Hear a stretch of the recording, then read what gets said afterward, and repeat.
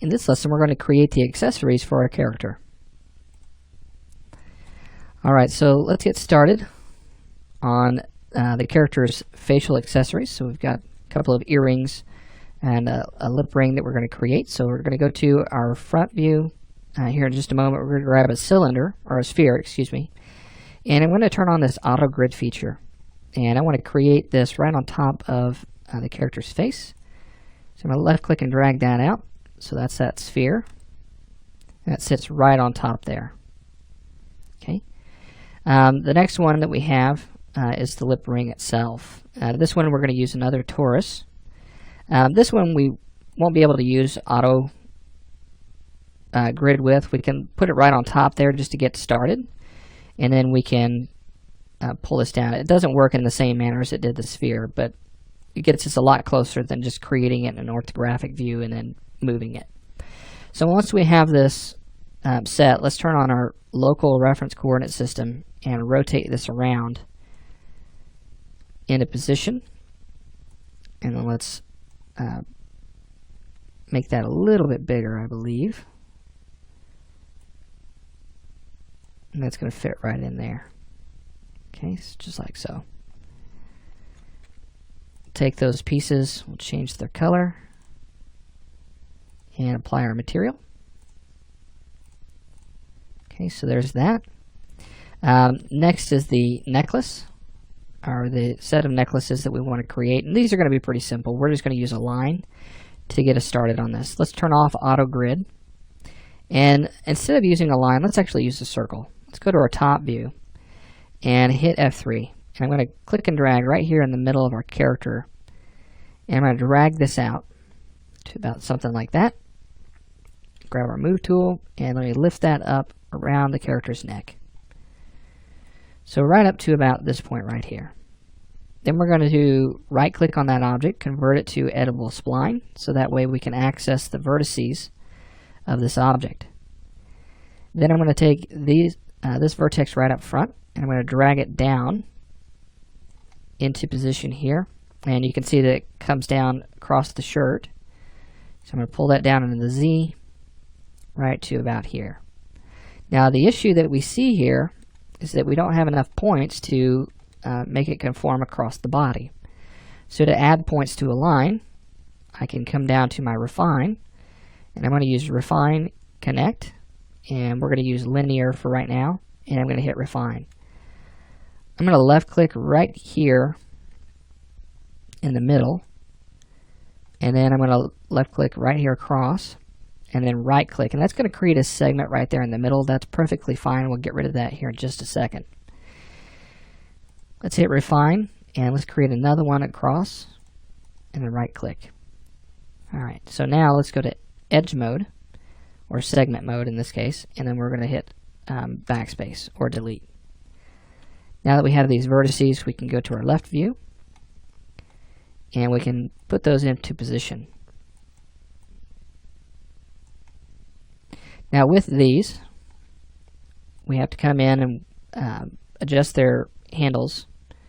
I'm going to try to get those lined up a little bit closer to one another. Now we'll take their handles and we'll move them to where they conform to the body. I'm going to take these, I'm going to pull that down. And then we're going to pull that handle up and this one, because there are two vertices right on top of one another. Let's make sure that we grab this handle, pull that down, and let's take these. That's pretty good. I'm going to pull this one out. That looks good. Okay, so that's following along with the body. And this is going to be the first necklace that we have for the character. Pull that out just a little bit more. Either one of those. Okay. So now that we have this set, let's round out the front in just the X direction. So I'm going to round that out right about here. Now we want to create these beads, and we're going to start out with a single bead. So that's going to be a sphere. And in my front view, I'm just going to left click and drag this sphere out to about this size. Okay, so let's actually do like 0.8 on that.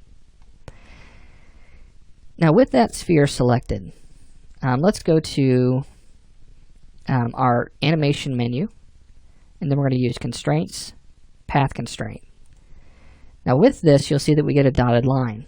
And I'm going to left click on that path that we just created for our necklace, and you'll notice that that bead snaps to that line. Now you'll also notice that it creates 2 keyframes on our animation time bar here. And I can move this around, and you'll see that that begins to slide around that path. Now this is only part of the process. What we're going to do now is we're going to utilize this movement to create copies all the way around this line. Now I can do this by using the snapshot tool. So we'll go to Tools, Snapshot. Here it's saying, do you want to create a snapshot, a single snapshot, or do you want to create a range?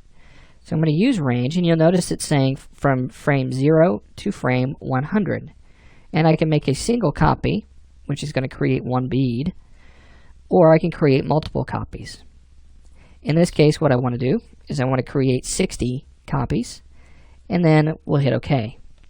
You'll see that it creates those beads all the way around, and there we go. Now I have the original one selected here, and I can move that around, and I don't necessarily need that anymore, so I can actually delete it. Now I'm left with this geometry for my necklace. Let's go ahead and select everything and deselect the body, the shirt, and the pants. Okay, making sure that only the necklace is selected. And then we'll create a group. Okay, and we'll call that necklace. And we'll change its color. And then apply that material. So there we go. So we have our first necklace. Now we can create the second one. We have a line in here still, or we should have, and I do see it in there. Now I've grouped that together. Let me open the group. Let me select the line, which is right here. Let me change its color to something a little bit more pronounced so I can see that. And let's go back to group and detach that. Then we're going to select one of the beads. We'll go to group and close. Now select that line, and let's hit F3, and we could actually move this and shape it into what we want. So let me go to vertex mode, and let's get rid of these vertices. So I'm going to hit delete, and I'm also going to get rid of those, and then I'm going to take this one and I'm going to pull it right up here onto the neck. Okay, so set it right on there, and let's select the vertices here, and I'm going to pull that up a little bit higher, just like so. And then we'll take this one and we'll pull that up closer as well. Now with this, all I have to do is go to Enable in Viewport and Renderer, and there I've got a rope type necklace. You can come down, you can adjust the thickness and your sides, so your smoothness. Also its interpolation, so how smooth this line is going to be. It's also going to help if you go to vertex mode. Whoops, let's try that one more time. And you select the handles and you kind of move those around and adjust the overall shape of that. Now you can also change its shape to something like rectangular. If you want to do that, that's also available to you. But I'm going to go ahead and keep it at radial. So there is my necklace. And I can change that to black now, because we're going to use that as that geometry. And now we just need the bracelets and the rings. So the bracelet and the rings are going to be done fairly simple. We're going to use cylinders, or you could use a torus, or we could also use a tube. So in this case, I'm going to use a tube, and I'm going to left click and drag out about the radius of the wrist of that. And it's a 3-click process, so left click to drag out the base, release, left click to finalize the thickness, and then drag again to left click again to finalize the height. Grab your move tool and rotate this 90 degrees. make sure that this is set to local, and then we're going to rotate that about 30 degrees to match the wrist. Now I can go to my modify panel, and I can adjust the height on that. So let's do something around 4. Also my height segments, I'm going to take that down. I don't need all of those. And then also my sides, I'm going to take this down to, let's go down to 12. Let's position that on the wrist. Okay. And then we'll grab our rotation tool, and we'll rotate that properly to fit. Set that kind of resting on the palm of the hand at the top there. And that looks good. So now you can come in and you can add some more detail to that. You can convert it to editable poly. I'm going to go ahead and double click on all the loops on this, so holding down Control. And then I'm going to use the extrude, set my extrude value to 0, and then my amount, I'm going to take this up to, let's take it up to about maybe 0.5 or so, or 0.3. We'll hit OK on that, and by doing so, whenever I apply a turbo smooth, it'll smooth it out, still keeping its sharpness, and looks good. Let's also change its color. Isoline display, you can set it up to 2, and its material. And then now we can do the rings as well. So I'm just going to borrow the geometry from the bracelet and do the rings. And let's make this a copy. Let's do one copy, and then I'm going to grab my rotation tool, set this to view, and I'm going to reset my values here. So I'm going to do 0 on my X and 0 on my Y, and then let's move this into position over the finger. And with this, let's scale it down, and I'm going to scale it in the Z. And grab your rotation tool, rotate that into position, and position it on the finger.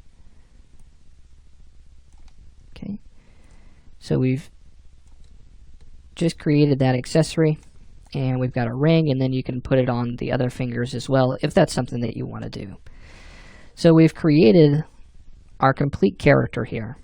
We've used proven techniques to create the deformations that we need to create the shape and the form of our character.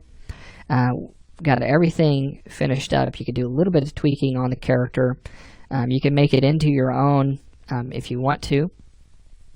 You know, the last couple of things that we should probably go ahead and fix are the eyebrows, as she doesn't have any, and the eyelashes. And that will finish up the character completely. And we'll go ahead and we'll do that in the next lesson, just to make sure that we get all the bases, we cover everything, we get everything positioned properly, and then in the next lesson we'll finish off by talking about your final assignment.